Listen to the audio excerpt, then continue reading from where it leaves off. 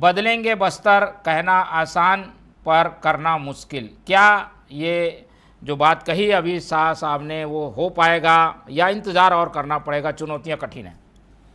देखिए, केंद्रीय गृह मंत्री अमित शाह जी का ये दौरा हुआ है। अभी 2 दिन तक वो बस्तर के दौरे पर थे और निश्चित तौर पर अभी तक के इतिहास में हमने कितने केंद्रीय गृह मंत्री देखे हैं, उसमें अमित शाह जी के को हम एक ऐसे मंत्री के तौर पर देखते हैं जो कहते हैं वो करते हैं।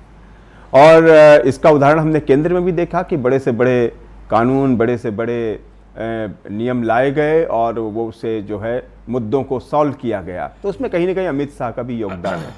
केंद्र सरकार में तो नंबर 2 के मंत्री हैं जो बहुत पावरफुल मंत्री हैं। इसलिए अमित शाह जी ने जब ये फैसला किया कि हम मार्च 26 तक बस्तर को नक्सल मुक्त कर देंगे, तो ये देश की स्वतंत्रता के बाद पहला ऐसा बयान था किसी मंत्री का जो इतना आत्मविश्वास के साथ सामने आया था। वरना समस्या तो डकैतों की भी रही, समस्या तो आतंकवाद की भी रही। किसी केंद्रीय गृह मंत्री ने नहीं कहा कि हम इतने, एक डेडलाइन कभी उन्होंने तय नहीं की।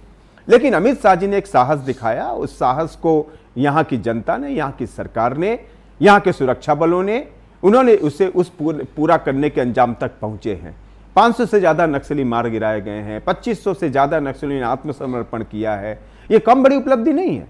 और बस्तर जिस लाल आतंक को दंश सालों से झेल रहा था, भुगत रहा था, वो चाह रहा था कि ऐसी स्थिति बने। लेकिन ये करेगा कौन, ये संकल्प शक्ति लेगा कौन, और ये बहादुर जो स्थिति इसको दिखाएगा कौन? ये सब कुछ मिला करके ये तय हुआ है कि बस्तर अब डेवलपमेंट के रास्ते पर है। अमित शाह जी ने बिल्कुल सही कहा। इसलिए यदि उन्होंने यह संकल्प लिया है कि हम अगले साल तक बस्तर संभाग को पूरे देश का सबसे विकसित संभाग बनाएंगे, तो जरूर उनका कोई विजन होगा। मुझे याद है कि बस्तर एक बहुत बड़े औद्योगिक क्रांति से चूक गया था, जिसे हम टाटा स्टील के नाम से जानते हैं। पांडे साहब सहमत होंगे मेरी बात से। दोनों सरकारों में, मैं किसी सरकार को ब्लेम नहीं करना चाहता मोहन जी, लेकिन आप भी जानेंगे और शिवनारायण पांडे जी भी कहेंगे कि कुछ तो खामियां रही होंगी हमारी सरकारों में, जिसके चलते टाटा स्टील जैसा देश का इतना बड़ा उद्योग बस्तर में आ नहीं पाया। सोचिए, अगर वो स्टील उद्योग आता, कितने लोगों को रोजगार मिलता, कितने लोगों वहां पर डेवलपमेंट होता, कितना अर्थ का लाभ होता। लेकिन नहीं आया। तो जब ये अवसर हम चूक गए हैं, तब ऐसे समय में अमित शाह जी का ये बयान ये उम्मीद दर्शाता है कि आने वाले समय वाकई में बस्तर के आदिवासियों को बहुत कुछ मिलने जा रहा है। हालांकि 15 साल की रमन सरकार और बाकी सरकारों ने बस्तर में कोई कोताही नहीं बरती, जितना डेवलपमेंट होना था किया है।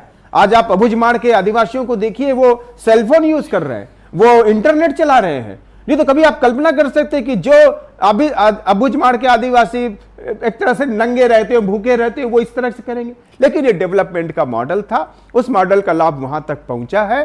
और यदि केंद्रीय गृह मंत्री ने यह नया आत्मविश्वास जताया है, हम सबको उनके साथ खड़ा होना चाहिए, सरकार को दृढ़ता के साथ उनके साथ आना चाहिए। और जो उन्होंने ये सपना देखा है, हम सब मिलकर के बस्तर के आदिवासियों के इस सपने को पूरा करेंगे।